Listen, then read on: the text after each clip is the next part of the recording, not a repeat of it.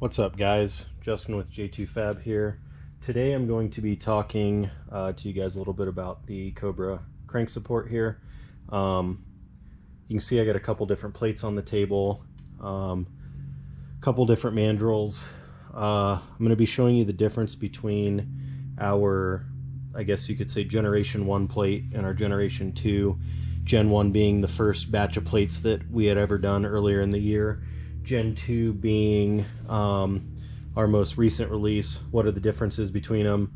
How do you know which one it is? Things like that. So the biggest difference you're going to see between a Generation 1 and a Generation 2 plate is the bearing on the Generation 1 plate enters through the front of the plate. The stop is in the back, and the bearing cover is going to go on the front. The Generation 2 plate, the bearing enters through the rear, right?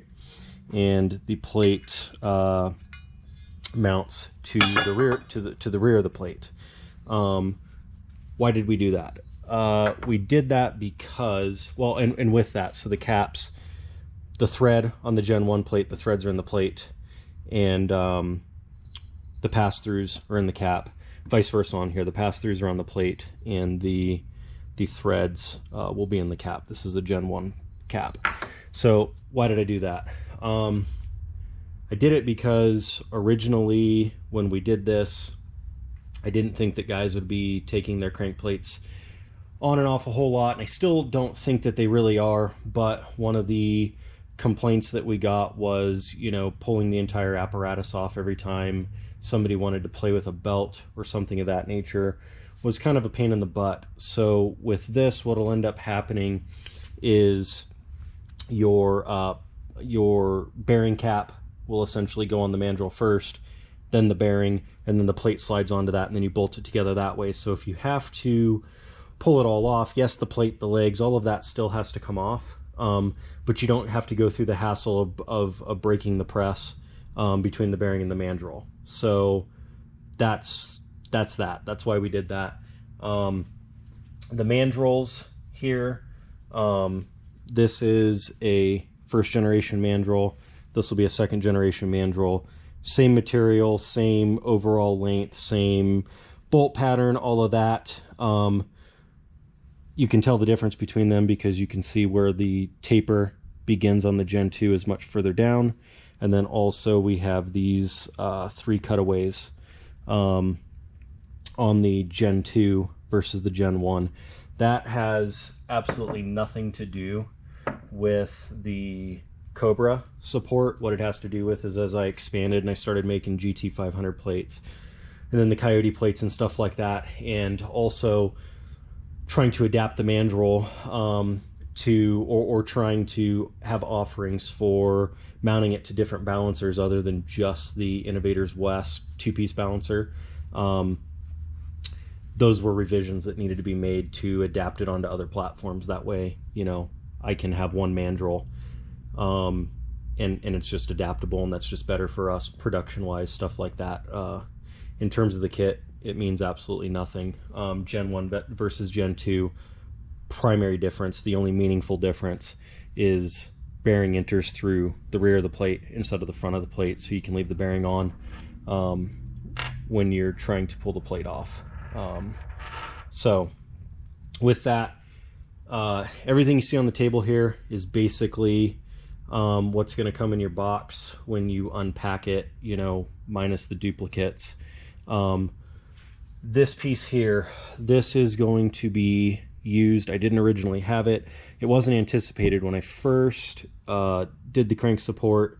I got with Innovators West, and it sounded like there was no changes in the works, so I made the mandrel fit with, you know, the balancer that you guys have been running for, you know, 13 years, I think, is how long the 2-piece balancer has been around. Literally, like the month that we started shipping the first set of crank plates, Innovators West discontinued their 2-piece balancer and went to a 1-piece balancer. And what that did was it got rid of the smaller bore size in that outer adapter anyways, and our Mandrel no longer was an interference fit inside of it because it's much larger, right? So like I was talking about with adaptability, one of these blank with no adapter is set up to fit, you know, the 13-year run of Innovators West two-piece balancers. If you have one of the new balancers purchased in 2020 forward that are the one-piece balancers, you will need this additional adapter. This adapter interfaces inside of their hub bore like that, and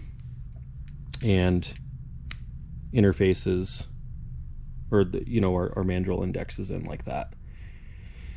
And that adapts it to the new Innovators West, and the one we're installing on today will also be using that. So other than that, like I said, everything here on the table is what will come in your kit.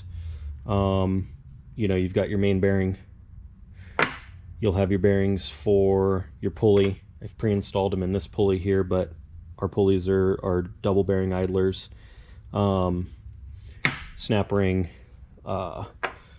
Here you've got the parts for setting up the idler adjuster. This is what it looks like assembled. So the way that works is this tab, this ear here, you put thrust bearings into each side. Sits in that seat, thrust bearing in that seat, washers. Set the washers on top, all that clicks in, right? Put the bolt through. You'll put just a dab of red. Make sure the red doesn't get inside of the bearing itself, but you'll want to get it to where when this nut is run up, that the dab of red gets on it so it doesn't back off, because you're not going to put a whole lot of pressure on this. This is not even going to take tools. It'll be hand tight, and basically you're just going to get it tight and snug where the bolt is not flopping around on there, and you got enough preload on the bearings that everything is snug, but it's also spinning nice and free is how that works. So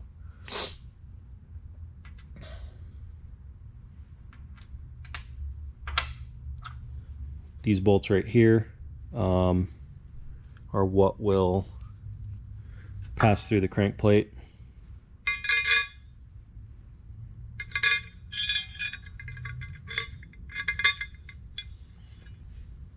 And that's where your tab goes. It is, you know, you can't get it backwards. It only goes on one way, but that's how that guy goes right there.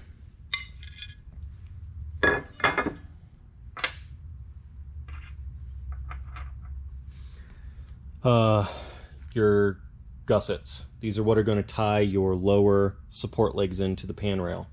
Can't say it enough times. These are the very last piece to put on. You're not touching these things until the crank plate's already on. You're not using these to try to locate anything. These are slaved off of your leg locations once we've centered the plate and mounted the plate and legs onto your timing cover. They will come with jack screws pre-installed. I've had a lot of guys, I guess, kind of miss that these are in here, right? But these are jack screws that are used to give you adjustment for spacing off the pan. They're to adjust the spacing off of the pan. They're also to put a little bit of preload onto your pan gasket before you run your through bolts through. And they are rotary broached, so you can use an 8mm hex to tighten them up. Like I said, you're gonna, when you run them in, and I'll show you them in the install, but when you run them up, you're going to put just enough pressure onto your pan gasket that it seals your pan, and then these run through, and then that's what actually, you know, bolts it into the block like usual. On your this one, so this is the driver's side. Obviously with the driver's side, you've got this little window cut in here. That's for this tab. This tab slides in like so, and you have this fastener here that drops in, and that's what bolts that in. This right here is going to be the mounting point for your alternator bracket, right? The alternator bracket has a lower mounting point that typically ties into either the Metco billet plate with some spacers, or the factory caged lower, and that's what this guy right here will be for. This will go through the back of the alternator mounting bracket, right? And then it'll interface on this guy like so, and it's mounted on. It's in between there. So legs. So you got 3 different length of legs. The 2 middle length legs are going to be your lowers. The long one is going to be your, if you're looking at the front of the engine, it's going to be your upper left. And then the short one is going to be your upper right. You can't really put them in the wrong position, but that's the proper position. Fasteners to mount the mandrel to the balancer. There's no different length in fasteners. The fasteners are going to be the same length whether you're using the 2-piece Innovators West, or whether you're using the 1-piece with the spacer. The spacer, brings it out. Same fastener. Caps. These are the caps that will ultimately clamp the legs on, and that's what these fasteners right here are for. This is the mandrel for the pulley. Okay, so when this pulley system is on, right, that indexes into there like so, and then that will click into there. Ultimately the pulley goes on, right, and then that bolt goes through, and that is what tightens it. When you guys are adjusting this to achieve the belt tension that you want, okay, don't loosen this bolt up a whole lot. All right, this bolt is what's holding everything in place. It's what's keeping everything straight, as you can see, right? So you only want to loosen this thing up just a hair. You're going to loosen it up just a hair, right? And then you can run it up and down with this. See? And that'll run it. The reason that you don't want to loosen this a whole lot is because obviously you're going to have a belt on it, right? And the belt's going to be prying on it. You don't want to cock it. You don't want to load that part up, do any damage there. So it's just, loosening it up just a little bit when you're using that adjustment feature. That is basically all the components. I am including a blister pack of ARP lube. You can put the the main mounting leg fasteners. That's what these are here, right? So for these, I didn't touch on that. So you have 3 different length legs. You have 2 different length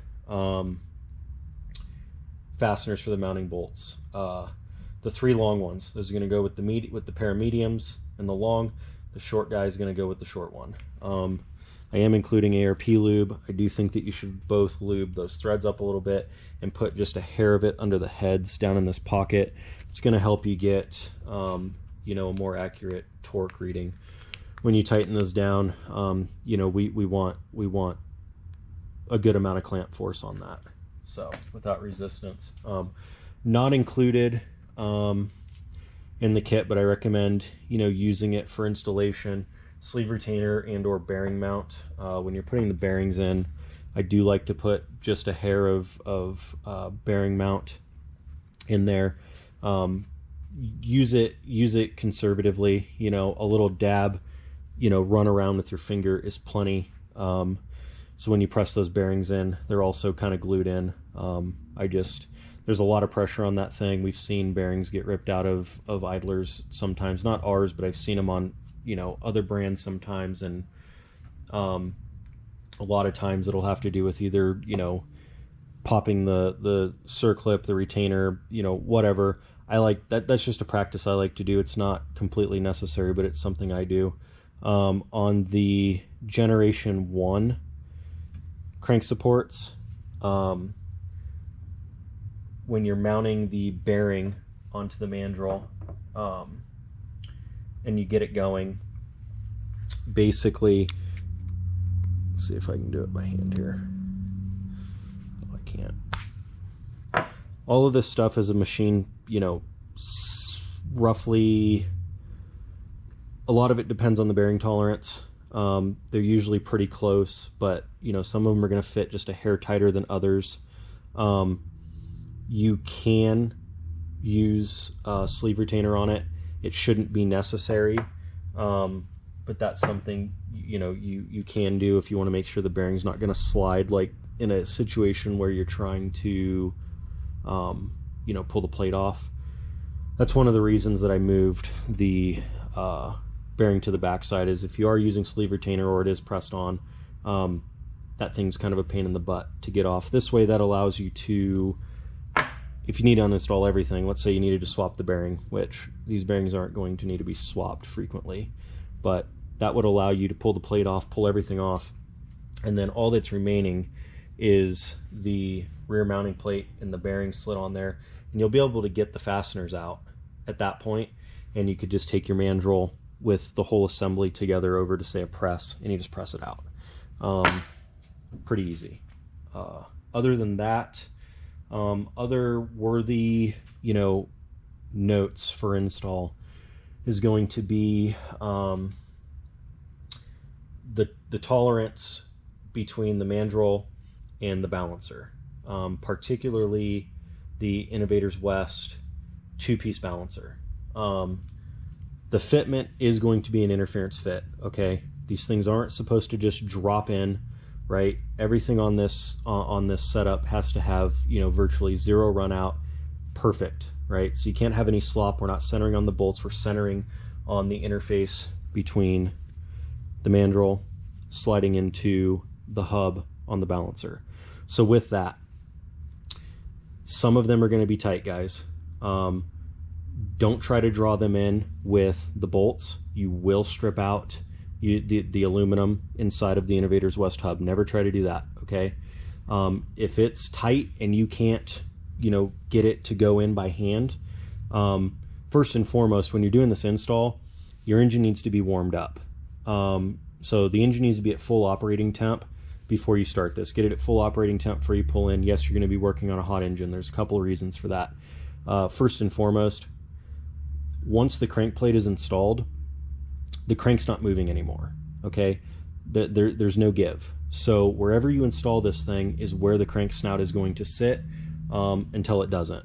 And so with that, you don't want to do it on a cold motor that's got a pair of belts pulling on it, you know, with oil pressure bled down and the crank is pulled into the side of your bearing. If you do that, it's always going to be touching the side of your bearing. So you want this thing nice and warm so the bearings grow, so you get oil in there, the journals grow a little bit, everything's at its biggest point, and it's as centered as it can be. The belts need to be off, not totally off the car, obviously. The belts need to be in when you assemble this, but off the tensioner. So you pull them off your blower, pull them off the top idler, okay? That way the crank is at the most center place that it can be when you're installing this thing. The other thing that does is it's going to grow that hub bore a little bit and just aid in this guy slipping in. If it doesn't just slip in, you know, in this, you're going to have to use kind of your own discretion. Another trick you could do is you could stick this thing in the freezer. I haven't had to do that yet. Typically the hub being nice and warm up to operating temp is enough. And just make sure it's perfectly lined up. You could put the bolts in, right, to make sure that it's all square in this direction. Do not try to draw it in with the bolts. Take a rubber mallet and knock it in with a rubber mallet. It will go in. But it's not supposed to be loose. I've had a lot of questions on that. It's not supposed to just fall in. Yes, on some of them it does fall in as a machine slip. Some of them it's a little bit tighter. You know, we're talking hundredths and you know, a thou here. In terms of tolerances between what makes it slip and press. And I don't have any control over one of the components. This one here, that I do have control over, this is always going to be a nice machine slip fit. So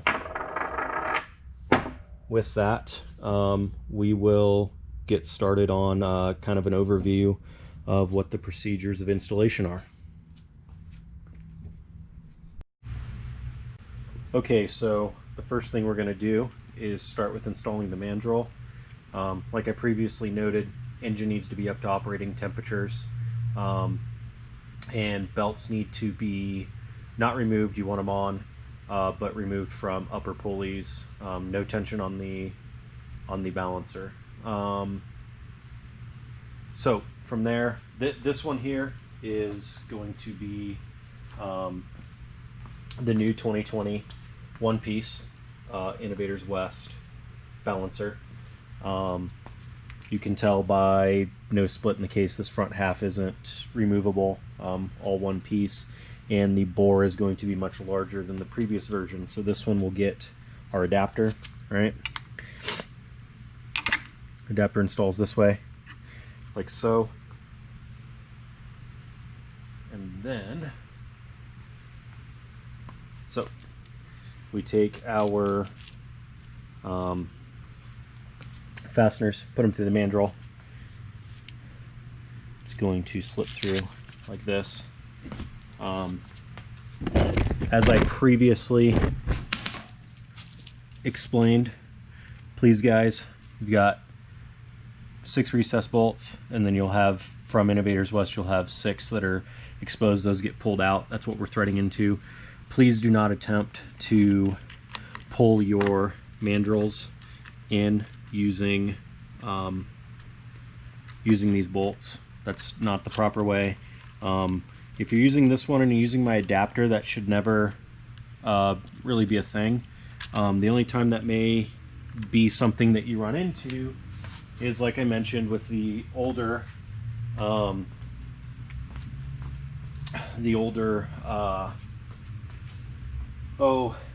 two-piece model.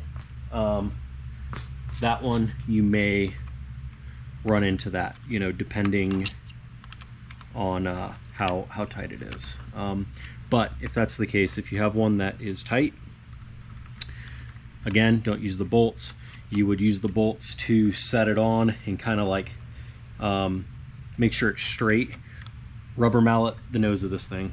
All right, rubber mallet the nose of that thing, and it will you know, go in.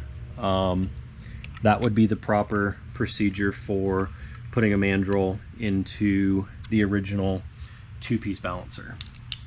I'm not going to tighten these up to spec, you know, just to save time, but just show you. This is how they get installed.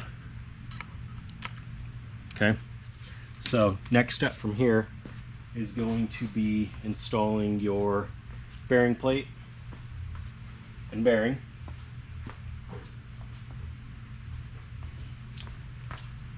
On the Generation 1s, the bearing is a slit fit onto the shaft. I did that knowing that you have to remove the bearing if you want to get the plate off, the way that I did it. If that is the setup you run, please put a little bit of sleeve retainer on. You do not want the mandrel spinning inside of your bearing. If that happens, it can gall, cold weld itself, you know, whatever. If that happens and you've got to get it off, you might be in trouble. So these ones are a light press. Okay, so you can take that like that. Saw goes right on, pretty easy.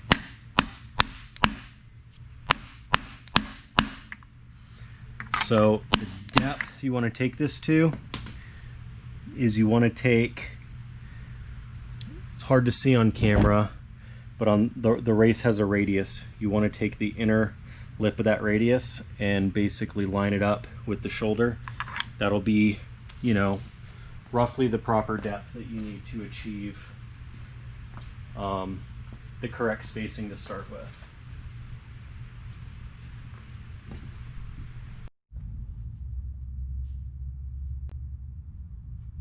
All right. So now we have the plate on. Slid on the bearing. All 6 of your screws should be in, tightened down to the rear plate. All right. So now you're going to grab your legs, and the reason I told you where you need to stop on that, where the bearing is that's going to allow you enough room to get your legs in behind, slipped in, put your fasteners in. If you accidentally went a little bit too far, you know, don't freak out. You could loosen these guys up to pull the plate off just a little bit. So you're going to take your 2 medium guys, okay, or start with 1, but you're going to spin this guy up. You're going to put it into that leg. Oh, upside down. You're going to put it into there. Slide bolt through. Get the thread started a little bit. You're going to repeat that over on this side.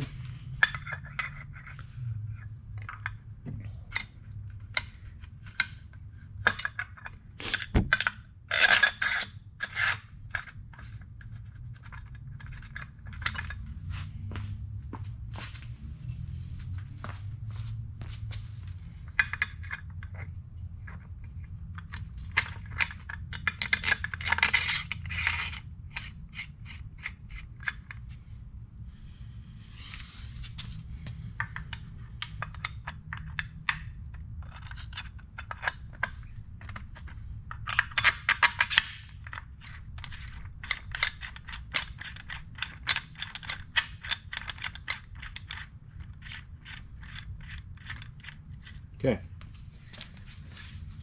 this is going to be an M8 for the bit. So you're just going to get them just to the point that they touch down, okay? No tool at this point, just get them kind of hand snugged on, right? You are going to take the 21 chrome. 21 chrome fits the hex, outer diameter slots inside of there, okay? What you're gonna do is just take that there, spin the motor over a couple times. What you're doing here is centering the plate. That's why we don't want the plate any more than hand tight. So you're spinning that. If this thing's offset at all, anything's not perfectly centered, spinning the mandrel, it's going to find its center. You're then going to start tightening these up. Just take a small ratchet and snug them in a crisscross pattern, okay? Don't apply any real torque, just snug them up in a crisscross pattern to the point that you know that they've got enough pressure on them that the plate isn't going to easily move. You're going to take this again, spin it, really pay attention to what it feels like when it's spinning. Make sure it's not binding, anything like that. If it's got points in its rotation where it's binding, you know, that could be indicative of having run out, it not being perfectly centered. I'm not going to go through the entire torque sequence on camera, but you know, for the next steps, you're going to want a torque wrench, one that you know is reliable, like a Snap-on Digital or something like that, or even a click type if you know it's calibrated, is fine. And this is what we use the ARP lube on primarily.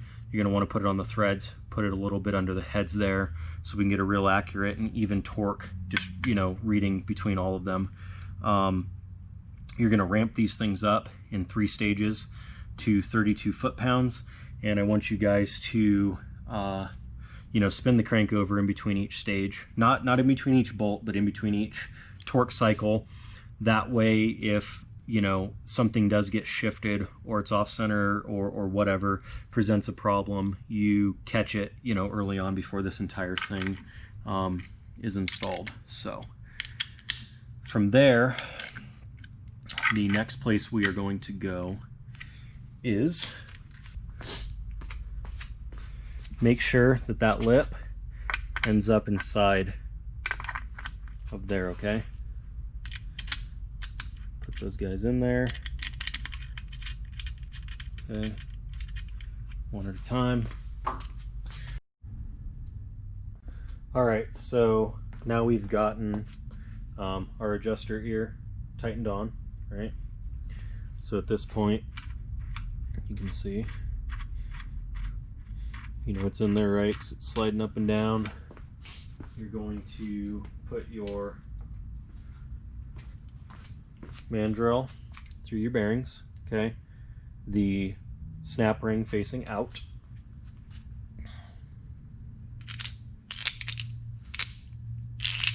Through and through, okay? Pop that in. So, next thing you're going to do, you're going to get an M8 hex bit, okay? You are going to grab your driver's side leg and one of the caps, okay? Also grab a pair of the fasteners right here that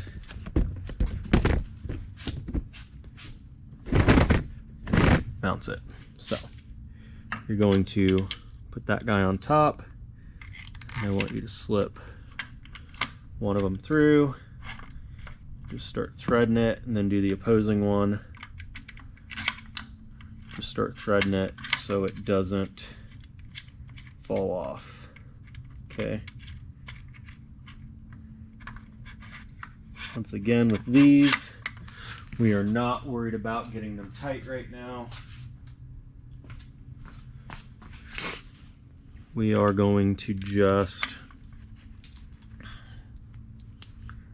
get them snug, okay? And what I mean by snug on these is you're gonna want, you know, even pressure from them, and you want them just tight enough that they're not flopping around, see? But you can slide it and pivot it, and you can even go just a hair more so that, say, you've got a little bit of rotational resistance, okay? At that point, you're going to slide it back until, and you could put the other two in at this point. There's no reason not to, but you can put them other two guys in, thread them up, just get it to where they just touch.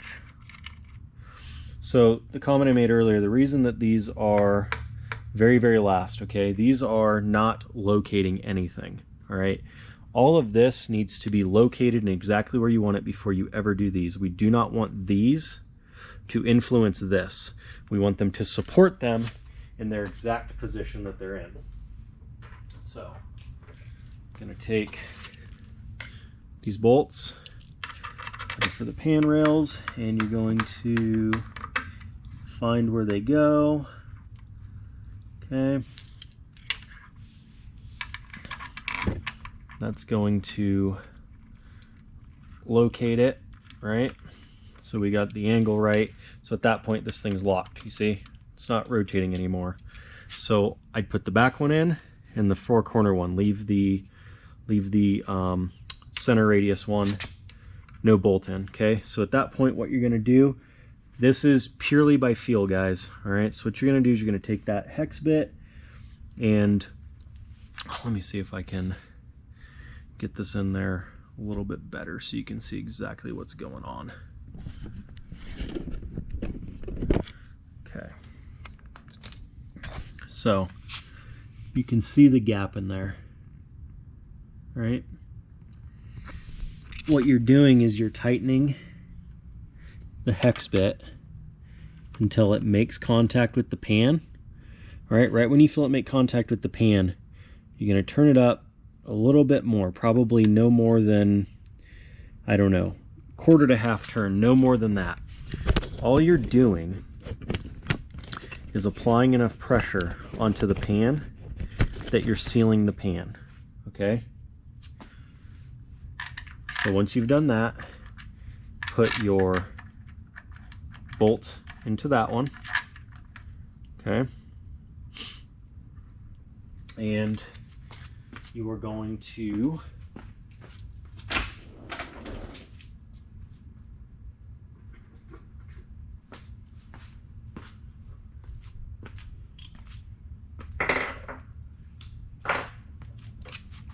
take your wrench, and I want you to snug that middle one up, okay? Because that jack screw's been set.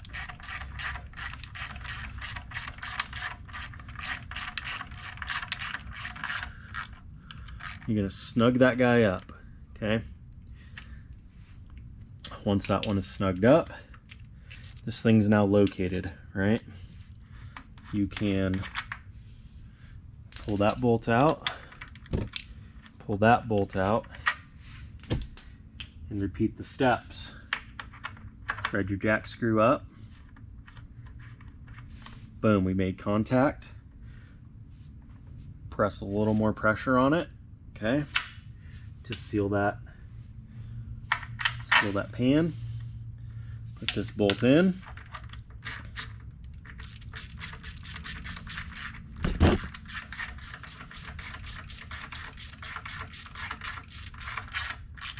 Boom. Okay, torque it.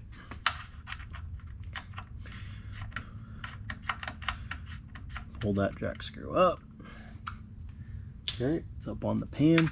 Like I said, the way you got to think of this is when you're tightening that jack screw, the jack screw needs to apply enough pressure to seal your pan, not to try to pull the legs down or try to pull the gusset down off of this leg. Okay, we want to keep it located with the leg. And you know, it may sound difficult, it's really not. You'll be able to feel it, okay? So then at that point, you put that bolt on, all right? The steps for the other side are identical, okay? At this point, you will go ahead and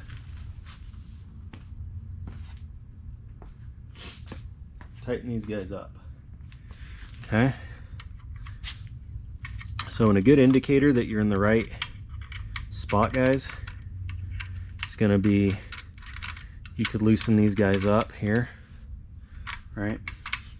There's no gap anywhere. It's not pulling on them, right? You know that it's all centered. What I mean is, like, right when you go to loosen it, there's not excessive tension as if the leg was pulling down into the cap, right? So the key with these is just crisscross pattern, tightening them evenly.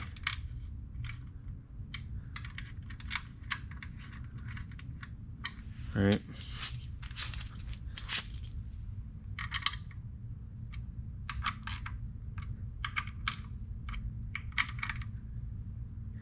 That's that, okay?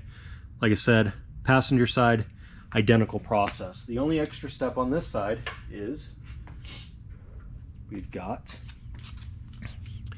this tab, right? Tab only goes in one way, can't mess it up. Tab slips in there. This bolt, okay? It's a 4mm. You're going to thread that bolt in.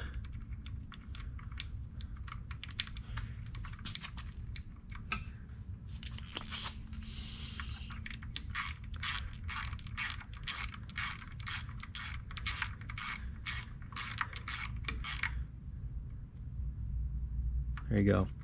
Now obviously on this engine I do not have the alternator brackets and all of those things, okay? But your alternator bracket, that lower point's going to be in there here somewhere.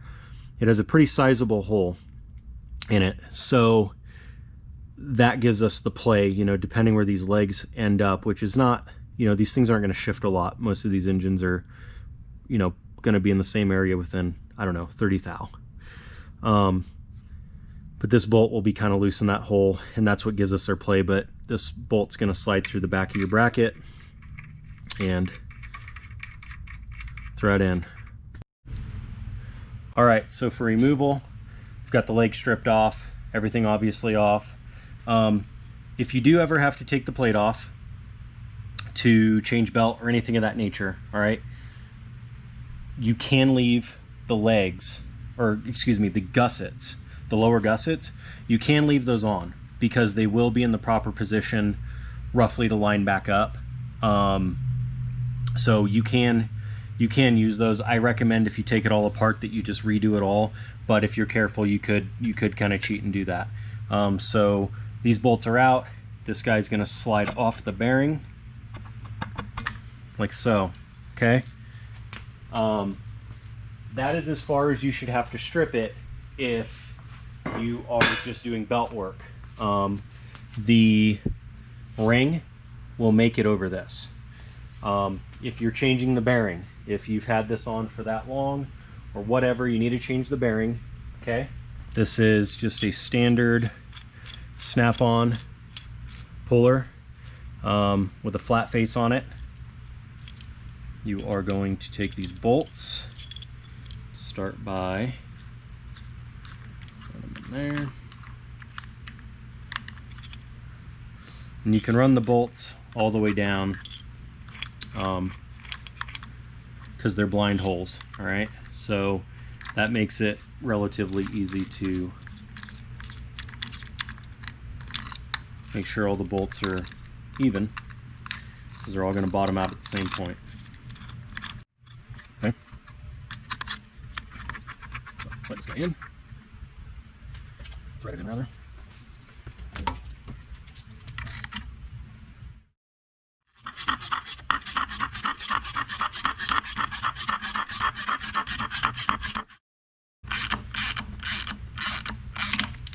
That's it.